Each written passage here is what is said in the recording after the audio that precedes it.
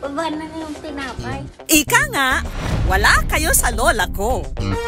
Para sa mga alaga ni Lola riyan. Sige na nga, flex nyo nga si Lola. Yung lola ko, malambing at masarap magluto. Hindi matatawaran ang pagmamahal niya sa aming mga apo niya. Ismail nga dyan. Wala na nga raw hihigit pa sa pagmamahal ng isang lola. Handang magmahal ng walang katumbas. Gaya ng super lola na ito na pinusuan at pinahanga ang mga netizens sa social media. Paano ba naman sa araw-araw na ginawa ng Diyos?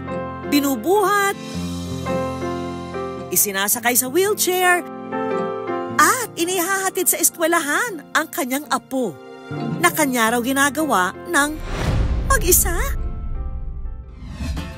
Milyon-milyon lang naman ang views nito online na nagpaluha at nagpaalala sa kanilang mga pinakamamahal na lola.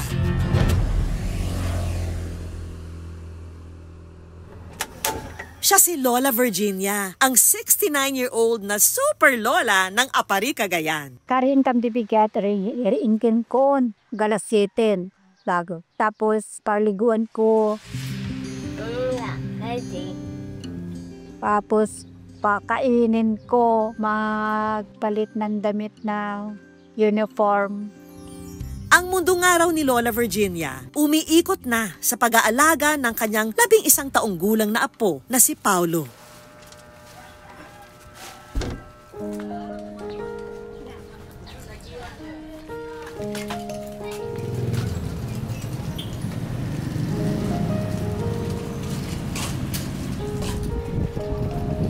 Maging ang uploader ng video na si Angel, saludo raw sa sakripisyo at tiyaga ng ating super lola. Nagkaroon ako ng pagkakataon i-video para ma-inspire yung mga tao na kahit may kapansanan, pwede mong pag-aralin. Kahit nahihirapan silang maglola, pinipilit pa rin nila para lang matuto yung bata.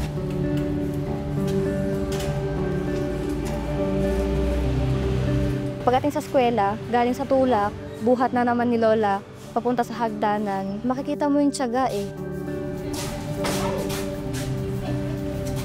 Punta kami sa school, buhat ko sa taas, ihanda ko ng upuan niya, ihanda ko ng notebook na at papel, lapis. Pero si Lola Virginia, may malalim na dahilan pala kung kaya't ganun na lang ang pag-aaruga sa kanyang apo. Inbati ni nanang na kanya't yupat abulan na, tanapan nagtrabaho at Manila. Idi nakasarak ti nangikuha kanya ng agabroad, iyak na lang ako, parang spray ako.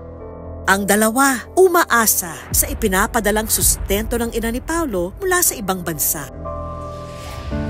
At dahil bihira sa isang taon lang kung makauwi, si Lola na ang tumayong ama at ina ng apo na kanya raw ginabayan para maging isang mabuting bata. Kahit kumit nga kwa magandang buhay niya Paulo, so nga ramidik amin niya kapela.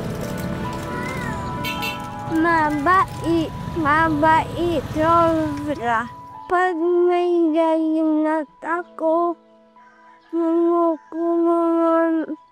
ako gumaling. Tapos, pambate, hinapakain ako. Pero si Lola Virginia, doble raw ang pag-aaruga sa apo, lalo't may iniinda itong kondisyon na cerebral palsy. Dahilan para hindi siya makapaglakad at hirap ding makapagsalita. Yung bata, pinabalinsok na kinuha ng paa, ipangato na. Ganun na. Ate nala na jay bag na nga intutok jay paa. Tatan idi ko nanguyig-yig ito bingin ko nabuhay. So nagbuhay nga na taon sakit na. Si Lola Virginia, hindi raw susukuan ang kanyang pinakamamahal na apo. Ang tanging nga raw niyang nais para rito ay maiparamdam na ang tulad niya kayang mamuhay ng normal at may puwang sa mundo. Hanggang kaya ko. Mas lalo ng na bright issue na masaya-saya ako. Laking pasasalamat naman daw ni Lola sa mga nagpahatid ng tulong mula sa social media.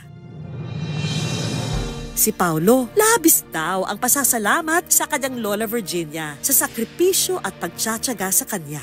Sobra mahal ko si lola ko. Thank you.